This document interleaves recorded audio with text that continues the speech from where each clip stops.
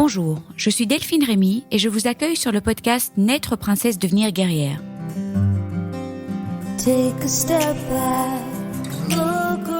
Le podcast qui parle de coups durs, de rebonds et de la maladie autrement. La fin de l'été approche, ainsi que les rediffusions de l'été. Fin août, les nouveaux épisodes reprennent en force, mais d'ici là, vous aurez encore l'occasion d'écouter 2 épisodes de Géraldine de Radiguez, dont je vais vous parler dans ce teaser, et Anti, qui a une histoire exceptionnelle à partager et surtout plein de messages, et qui est patiente partenaire à l'Institut Jules Bordet. La nouvelle saison reprendra avec l'épisode de Laurent Gaudens. Laurent a été brûlé sur 60% du corps et il a dû toute sa vie affronter le regard des autres face à son visage brûlé, une sacrée leçon de résilience, mais surtout un projet que j'ai hâte de partager avec vous. Je vous dis juste 3 mots pour garder le suspense: la beauté inclusive. Géraldine, dit G ou GG, est une entrepreneuse et auteure multi-récidiviste. Géraldine, c'est aussi une amie qui déborde de vie et de créativité. Elle est aussi multi-formée, hypnose cognitivo-comportementale, coaching de vie, neurocognitivisme, thérapie crâno-sacrée, soins énergétiques, numérologie et j'en passe.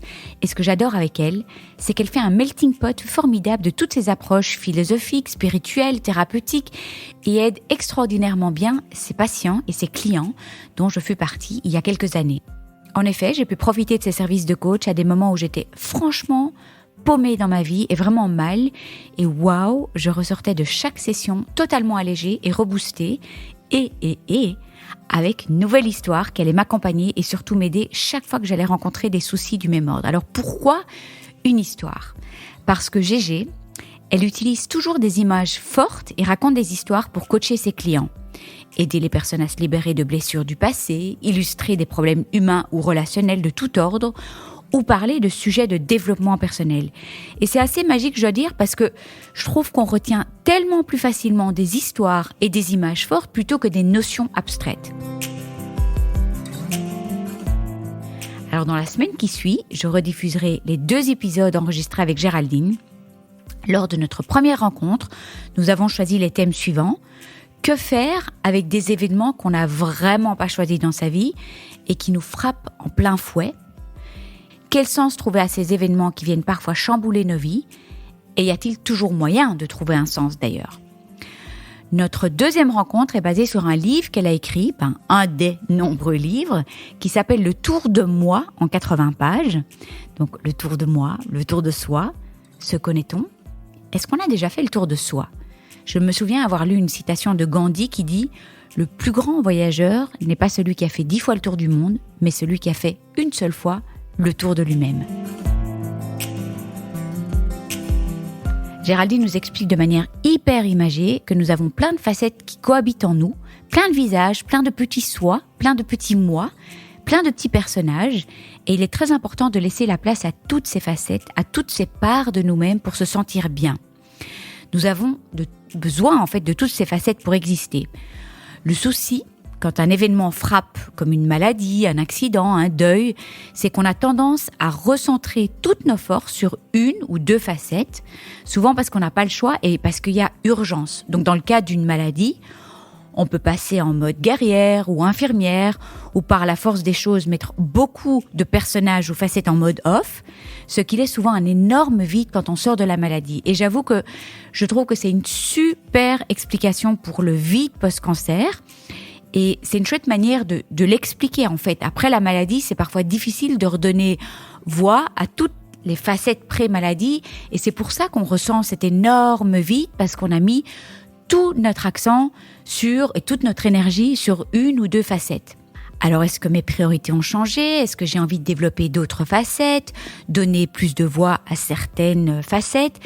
Et comme dit Gégé, parfois ça vaut la peine de se mettre en mode exploratrice et de se dire qu'est-ce que j'ai envie de remettre à la barre après le passage de ce cancer ou après le passage de cet événement qui a vraiment marqué ma vie.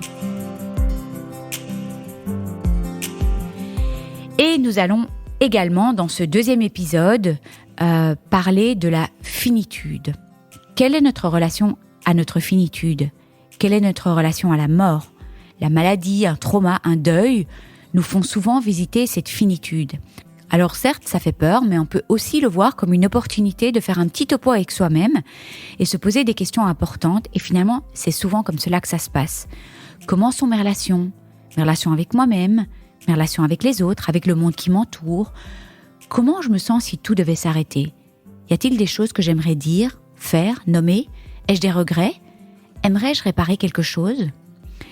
Il va sans dire que l'idée de notre finitude, la visiter peut entraîner beaucoup d'anxiété, de peur, d'angoisse qui peuvent s'installer en toile de fond, qui peuvent être usantes et vraiment même énergivores. Parfois, on croit que quand on tait les peurs, quand on les met en sourdine, elles vont nous foutre la paix. Et on se dit que si on les nomme, si on leur donne la voix, elles vont partir en sucette. Mais en réalité, ça prendra tellement d'énergie de l'éther que c'est usant. N'est-ce pas une occasion pour se dire que la peur peut nous donner un message, que la peur peut être nommée, que la peur peut être une opportunité pour se connecter avec ce qui a du sens pour nous.